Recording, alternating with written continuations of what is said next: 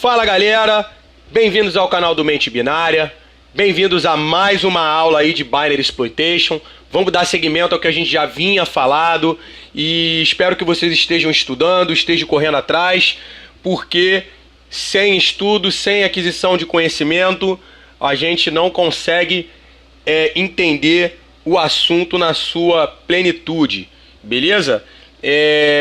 Antes de mais nada, eu queria falar também, há uma galerinha aí que está utilizando, estou vendo muito nos CTFs, a utilização do PW Tools, né? É uma excelente ferramenta para Python, porém algumas pessoas estão esquecendo da essência da coisa. Quando eu quero dizer essência da coisa é o seguinte: o PW Tools, na maioria das vezes, ele traz muita coisa já mastigada para vocês. Quando eu estiver falando já de leak de memória, provavelmente o PW Tools ele já traz para você a entrada PLT, a entrada GOT, já faz o cálculo da base de libc, enfim, faz uma série de coisas que sem ele você estaria fazendo na mão. Óbvio, é uma extraordinária ferramenta, eu utilizo, mas tem muita gente usando sem saber como a coisa funciona. Aí vai lá, faz a challenge, consegue resolver e, porra, tá achando que tá bom. Mas não tá, galera. Vamos aí cair pra dentro da essência, tá? De como realmente as coisas são orquestradas, beleza? E obviamente a gente vai usar aqui PW Tools depois, quando a gente já tiver com uma boa maturidade aqui, já falando sobre buffer overflow, beleza? Gente, como eu havia dito na aula anterior, faremos hoje passo a passo sim, por que não? Né? Fazer tudo novamente do zero, até o momento de compilação, tá? Não se esqueçam, antes de vocês começarem os testes, não esqueçam de setar o ACLR para 0, senão a sua máquina vai ficar fazendo randomização de endereços e seu exploit não vai dar certo. Então, para esse momento de aula, nós estamos com todas as proteções desabilitadas. Então, começando aqui, nós, para quem não desabilitou, vai simplesmente rodar esse comando. Randomize via space igual a 0. Beleza, galera? Vamos para a compilação. Vamos dar um cat aqui. Novamente, é um programa simples. Na verdade, ele é o mesmo código-fonte do programa da aula anterior. Nós iremos manter ele até, sei lá, acho que nas próximas 5 ou 6 aulas. Tá ok? Beleza, vamos para processo de compilação. Acho que todo mundo tá a par disso, né?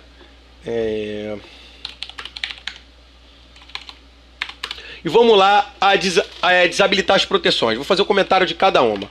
O "-e exec stack, tá? Ele está desabilitando a execução na minha stack. Ou seja, quando eu coloco um payload ali, uma instrução, ela é executada na minha stack, né? Só que teoricamente a stack não é um lugar para estar com uma permissão de execução, né? As instruções elas ficam na área text do nosso binário. Então não necessariamente a stack precisa ser executável. Então isso desabilita a nossa stack, a nossa execução na stack, tá? O "-fno stack protector, ele desabilita o canary, né? Que é um cookie que é colocado antes do endereço de retorno, para prever a sobrescrita do endereço de retorno. Como ele prevê, ele faz essa previsão. Se você sobrescrever, ele faz uma verificação.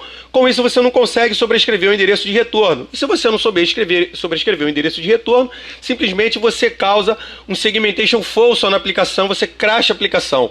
Mais nada, você não tem domínio sobre o endereço de retorno, você não terá domínio sobre o redirecionamento de fluxo de execução. Então é exatamente isso que esse cara está fazendo. Agora o NoPy -w, ele está fazendo o seguinte: o NoPy é a randomização de endereços da área text. Quando você escutar alguém falando que o binário está com full ACLR, é porque ele está com a randomização, né, no caso de ACLR, né, ele está com a randomização de bibliotecas, randomização na stack, e o NumPy ele vem para fazer a randomização da área text, a randomização dos endereços da onde estão as instruções. Então, quando vocês escutarem que é full ACLR, é porque eu tenho o NumPy e o ACLR que nós desabilitamos lá no início, beleza? Ele deu um erro porque a função get é uma função sabidamente vulnerável. E nós vamos começar aqui rodar o nosso programa. Deixa eu mudar aqui a... Beleza. Prog 4. Ele faz exatamente aquilo que o outro fazia. Antes de mais nada, nós vamos começar a construir aqui o nosso padding. A gente já sabe de todo o processo que nós temos que fazer para a exploração, né? Então, eu vou dar um vi exploit.py, tá? Vamos começar aqui a trabalhar com o padding.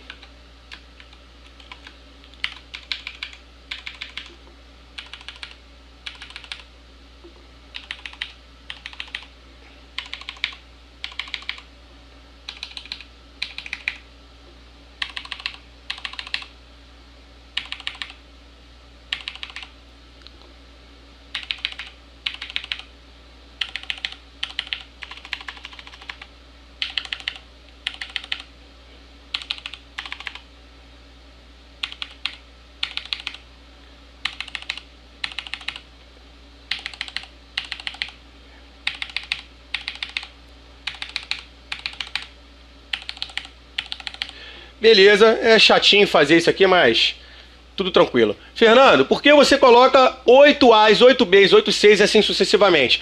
Porque nós estamos trabalhando com arquitetura de 64 bits. Então, para preencher corretamente, eu utilizo 8 bytes, tá? Que é a porção com que geralmente a arquitetura de 64 bits vai trabalhar. Então, vamos lá. O padding já está feito. Eu vou trabalhar exportando ele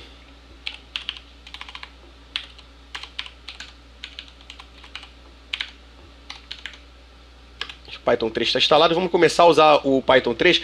Em falar nisso, o Python 2 vai ser descontinuado em 2020. Para quem não sabe, fica já aí a ideia aí de que o Python 2 vai ser descontinuado, né? Vamos lá. Tá, eu vou jogar ele aqui. Na verdade eu esqueci do print lá, né? Senão ele não vai fazer nada.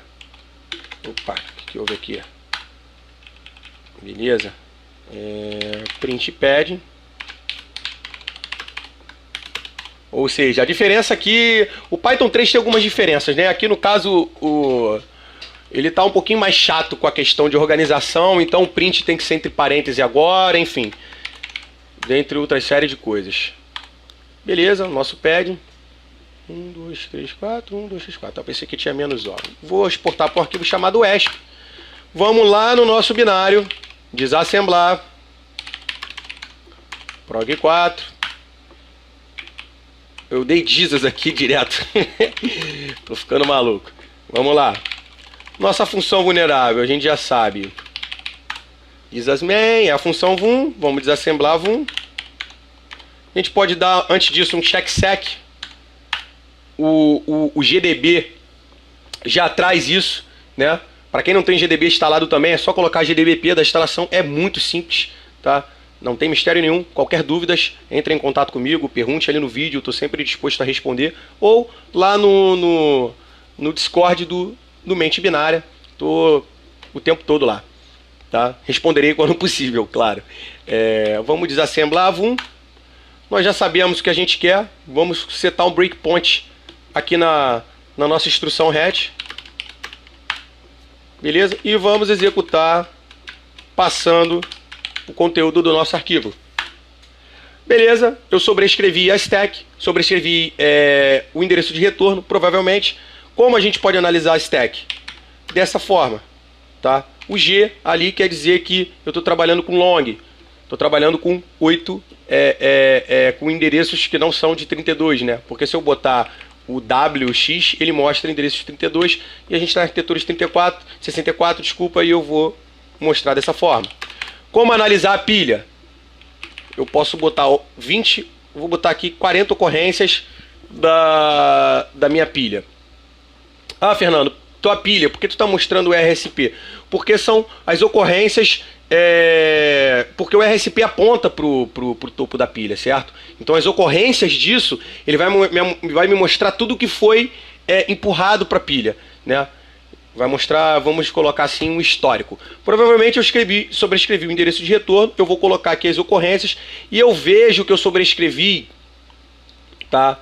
Aqui no momento do topo da minha pilha é o 48, 48, 48, 48, 48, 48. Ele que está aqui no topo da minha pilha. Vamos tirar a prova real disso? Vamos. Simplesmente eu não mostro ocorrência nenhuma, coloco só para mostrar o RSP e ele vai me dar o endereço da minha stack e o conteúdo do que tem aqui. Beleza? Então, é exatamente isso, né? E a gente está vendo aqui que em 468, justamente nesta visualização aqui, ele corresponde à letra H. Vamos conferir isso? Tá, mas antes de conferir, eu vou dar um continue aqui para ver o que acontece. Ele não deu segmentation flow, pela aquela questão do endereço que eu te falei. Em arquitetura de 64, embora se utilize 8 bytes para endereçamento, na verdade, não são todos os 8 bytes que são utilizados. Se você for pegar o endereço de memória aqui, por exemplo, da stack, você vai ver que aqui tem 1 byte, 2 bytes, 1 byte, 2 bytes, 3 bytes, 4 bytes, 5 bytes, 6 bytes. Vocês vão ver que os endereços são utilizados em 6 bytes. Calma que a gente vai chegar lá, vai ser tudo esclarecido. Eu sei que eu estou devendo a explicação sobre isso e vai rolar. Calma que nós vamos começar a ter maturidade para ir aprendendo novas coisas. Então, eu já sei que é o hexa 48, que é referente à letra H. Saindo aqui do GDB, hoje eu não vou fazer com duas telas, eu simplesmente posso dar um eco, beleza? E, desculpa aqui, não precisa mais de uma barra. E realmente eu vejo que é a letra H que sobrescreveu. Eu volto no meu exploit. Ele parou na letra H, então nós iremos ajustar o nosso padding, que é ele que está sobrescrevendo o nosso endereço de retorno. E vamos apagar até a letra H. Da letra H, nós apagamos 2 bytes. Porque foi o que eu falei, os endereços, eles não são utilizados os 8 bytes de endereço. Beleza? A gente salva, exporta para o nosso arquivo de novo, voltamos lá no GDB, vamos desassemblar direto a função que a gente já sabe, vamos dar o breakpoint na hatch e vamos redirecionar o conteúdo no nosso arquivo para execução do gets, da função que pede uma entrada de dados. Feito isso, agora minha stack ficou certinho alinhado, porque aqui eu tenho 6 bytes e como já é sabido por vocês, já está na mente de vocês, eu acredito nisso. No momento em que a instrução RET vai ser executada, obrigatoriamente quem tem que estar no topo da minha pilha é meu endereço de retorno. A arquitetura sabe que é um endereço e ela sabe que vai ter que tratar lendo os 6 bytes e não os 8. Por isso que agora ele vai dar o segmentation flow certinho, porque eu tenho supostamente um endereço ali, só que não tem, vai dar segmentation flow, porque o endereço 48, 48, 48, 48 não existe e o programa vai se perder, ele vai crashar. Se a gente der continue, agora foi exatamente o que eu tinha falado, invalid PC address nesse endereço que é um endereço inexistente, beleza? Aproveitando já o ensejo, a gente pode fazer aqui uma análise da stack, tá?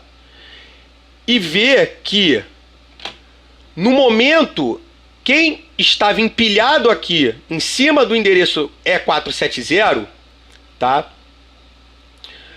era... Vamos voltar aqui. Quem estava empilhado em cima do endereço E470 era o E468. Por sua vez, o E468, que é o endereço da stack, possui esse endereço, que na verdade foi o endereço que nós sobrescrevemos da stack.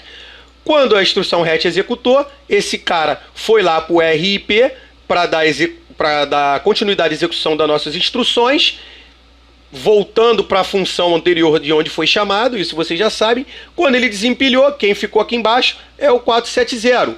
Ou seja, após esse endereço, tá, ter sido posto no RIP, né? Porque o RET é uma instrução implícita, que é como se fosse um POP RIP.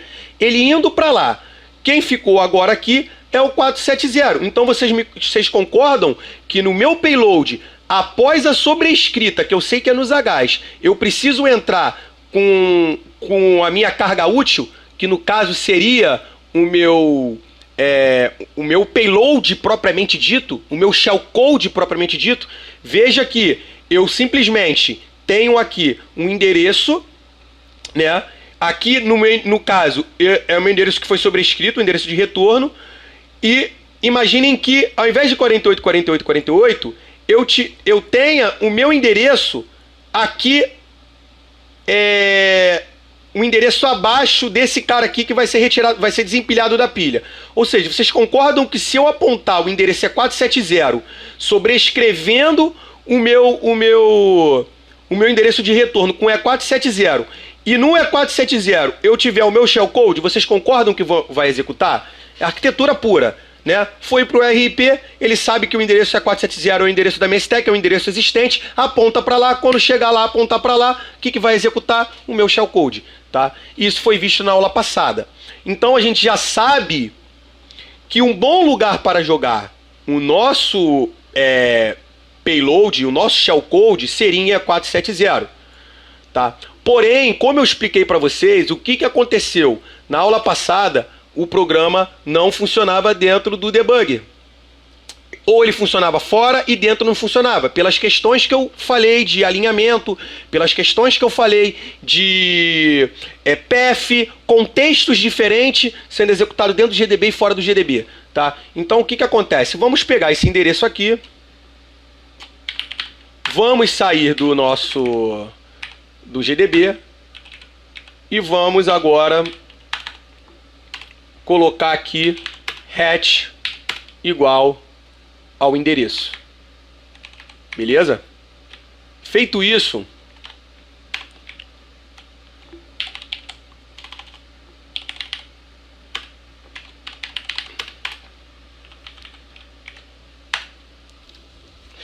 gente, o que acontece? Por que usar import o struct.pack? Depois vocês deem uma olhada lá na documentação dele no Python. É uma funçãozinha bem interessante, tá? Na verdade, ela transforma esse endereço em um pacote binário, vamos colocar assim. Então, quando ele faz isso, não se torna necessário você tá reescrevendo o seu endereço de retorno se baseando na arquitetura Little Endian. Na verdade, a arquitetura é Little Endian. Então, se eu tivesse que sobrescrever esse endereço aqui agora, tá? Sem eu estar packeando, eu teria que pegar e escrever ele da seguinte maneira. Teria que vir... Só um exemplo. Teria que vir aqui, teria que botar assim, ó. x70 barra E4 e assim tá enviando. Tem como fazer assim? Tem como fazer. Eu depois mostro para vocês, mas só que packeando torna as coisas mais fáceis, entendeu? Fica mais tranquilo. Então eu vou vir aqui e vou fazer o seguinte.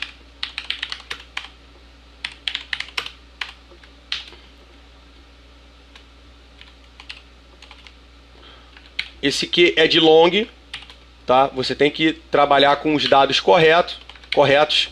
Se vocês derem uma olhada lá na documentação do struct, vocês vão entender o porquê do Qzinho ali, que é o que eu falei. Eu estou trabalhando com um endereço de 64 bits, tá? Esse endereço que nós estamos vendo não é um endereço de 32 bits, não é um endereço que tem 4 bytes, ele tem mais, então eu não posso trabalhar com I, né? Que seria o referente a 32, tá? Então a gente vai trabalhar com esse cara e vamos botar uma instrução int3 aqui, que eu já também tinha falado, para saber se o nosso payload está funcionando, se eu estou conseguindo executar na minha stack, beleza? Então a gente vem aqui,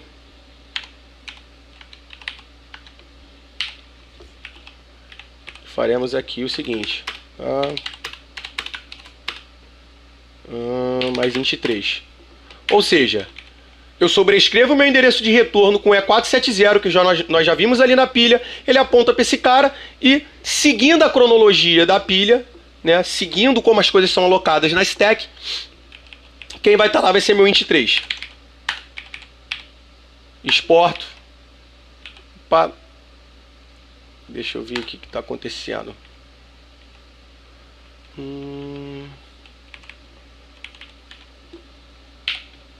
Ele deu um erro no Python 3. Python 3. No 2 ele aceita dessa forma. No 3 já não. Deixa eu ver se eu tenho que colocar aspas também. Falei que eu ia errar, tá vendo? Assim que vai funcionando. Ele, tá.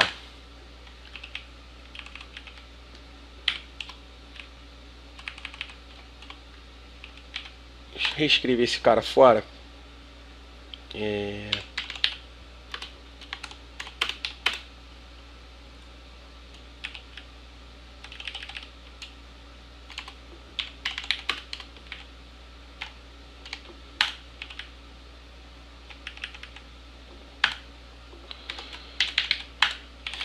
O que está acontecendo?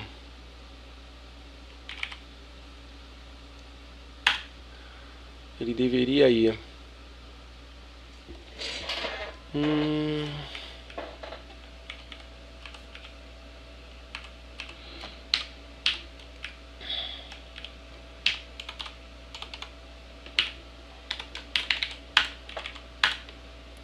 Ele está reclamando que o argumento não é inteiro.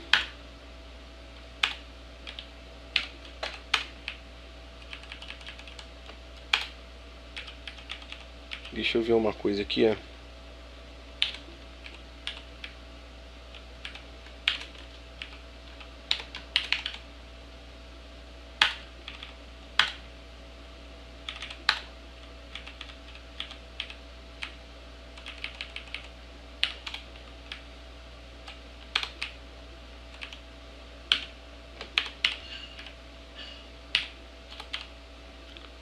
Na verdade, a função espera um inteiro, entendeu?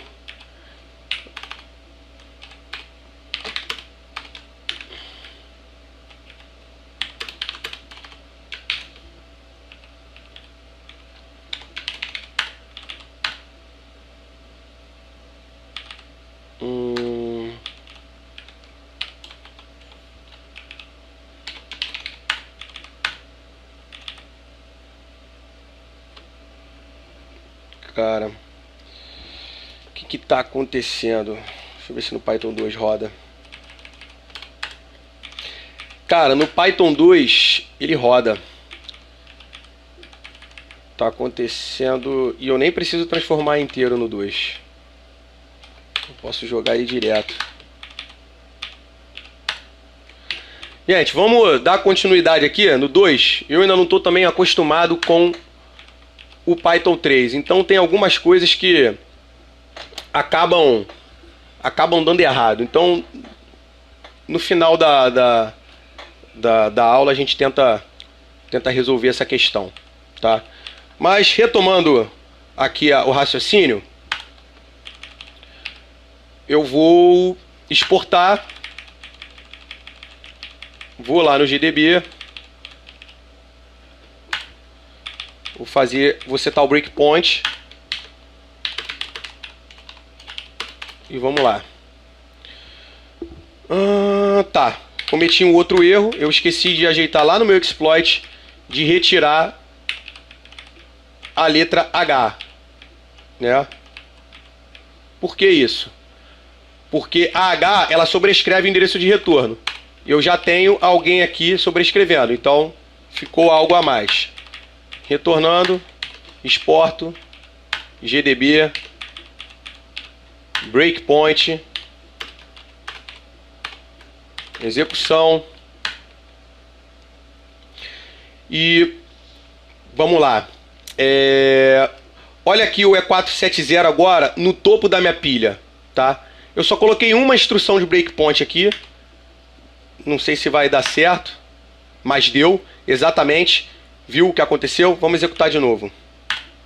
Eu vim aqui, ele vai executar minha RET, que foi sobrescrito pelo endereço E470, e o E470 é onde tem aqui a minha instrução. Se eu der um seek, ele cai exatamente na instrução de breakpoint, tá? Porém, fora do GDB, isso não funciona. E eu mostrei na aula passada o problema e também disse que trabalharia para estar passando por todos esses estágios com vocês, tá? Vamos sair aqui e vamos ver como a gente pode tratar esse problema do não alinhamento fora e dentro da stack. É simples, basta a gente não trabalhar com o endereço exato, tá? Eu posso vir aqui, tá? No meu endereço de memória, que seria exatamente a 470, e posso somar mais 30. O que eu estou fazendo com isso? Eu estou somando a um endereço de memória, que é o endereço da minha própria stack, que é onde está meu payload. O que eu quero dizer com isso? Eu quero dizer com isso que essa soma, eu vou estar indo para os meus endereços mais altos, né? Porque quando eu somo, mais para baixo da minha stack. Porque quando eu somo, né, a stack cresce dos endereços mais altos para o mais baixo. Quando eu somo, eu estou indo para os endereços mais altos, ou seja, eu estou indo mais para baixo da minha stack. Então eu somo 30, ou eu posso somar 40, eu posso somar 50, eu posso somar um número para dar uma margem desse desalinhamento que acontece fora e dentro dos contextos, dentro do debug e fora do debug, independente do path que você estiver, tá? Com isso, o que acontece? Eu venho aqui, tá? Vou adicionar os meus NOPs. Os NOPs são instruções de no operation. Elas não fazem nada.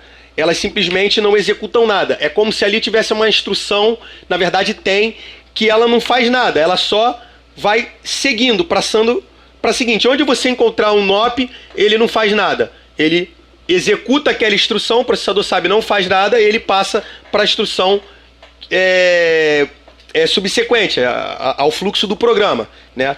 E eu posso colocar 100 NOPs. O que vai acontecer agora? Quando eu fizer isso, eu vou colocar meus NOPs aqui, tá? E depois coloco o meu int3. O que vai acontecer? Quando eu executar o payload, quando eu executar o exploit lá dentro do GDB, e fora também vocês vão ver, eu vou sobrescrever meu endereço de retorno com E470, mais 30, que vai cair em algum endereço que eu não sei, só fazer essa soma aí na calculadora em hexa.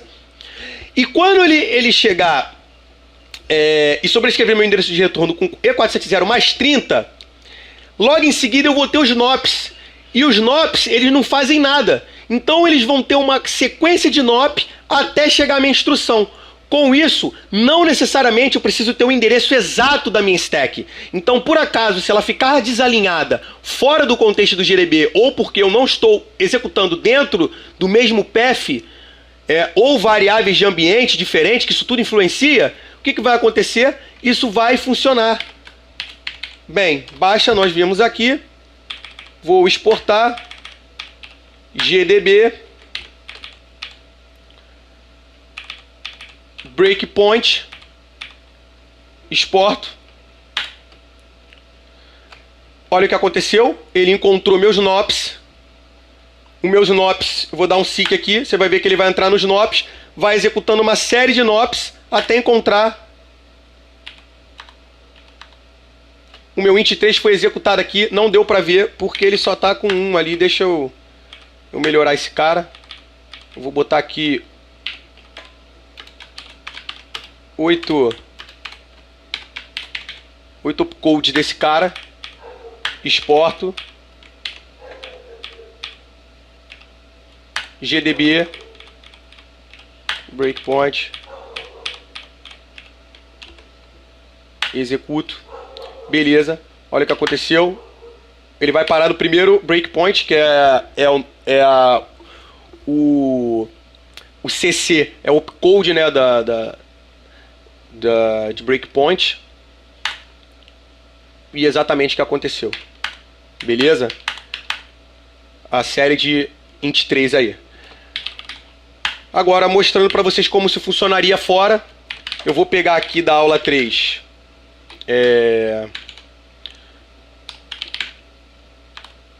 o shellcode, beleza? Vou substituir pelo meu int3.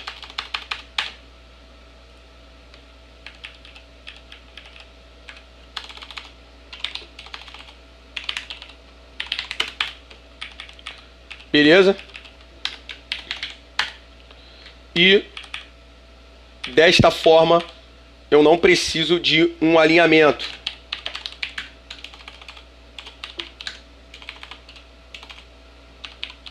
Eita, o dedo tá ruim. E executo desta forma.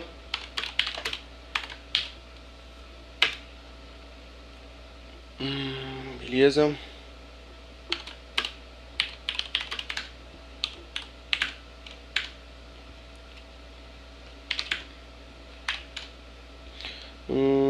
Prog 4.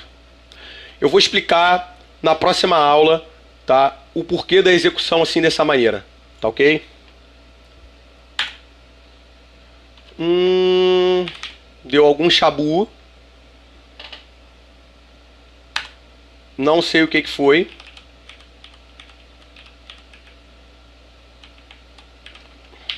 Vamos endireitar aqui, eu vou botar mais 50.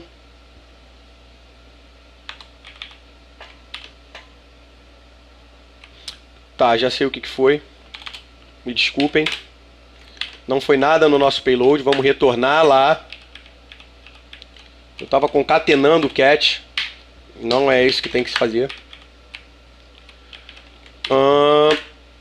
Beleza. Tá dando chabu ainda. Vamos colocar aqui mais 50.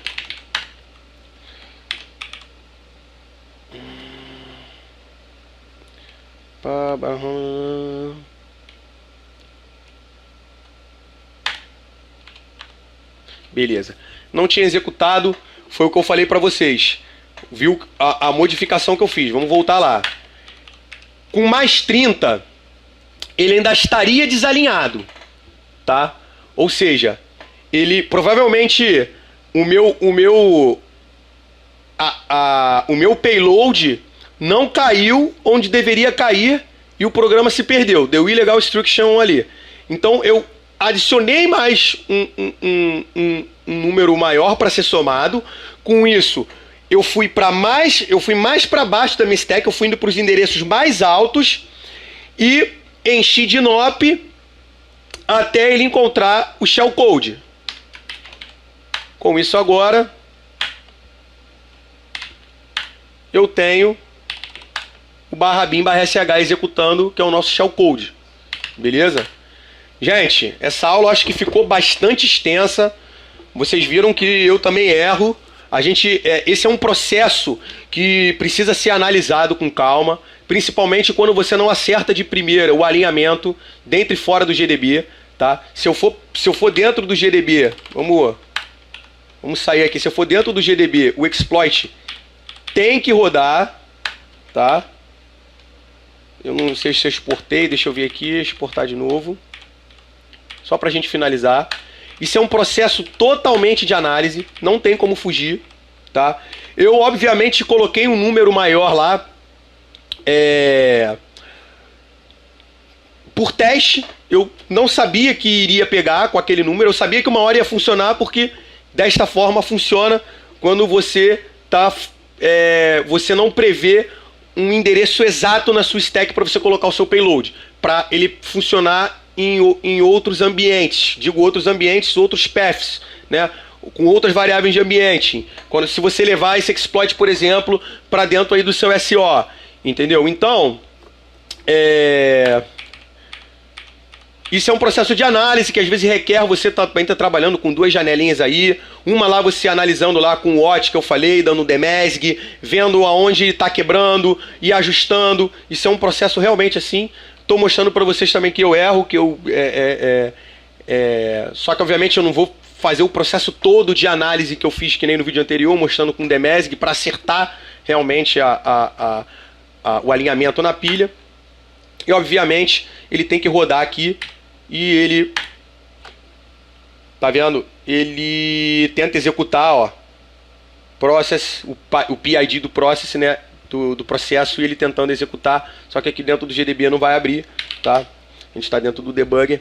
Enfim, gente, é basicamente isso. Essa aula ficou um pouco extensa. Eu prometo que na próxima aula eu vou trazer o problema, a resolução do porquê no Python 3 não está funcionando. Eu estou pegando o Python 3 agora também e muita coisa mudou. Não foi só a questão da impressão ali com parêntese, não. Bastante coisa mudou. Então, para você que está construindo seu exploit em Python, se segura aí para ir estudando, porque bastante coisa mudou.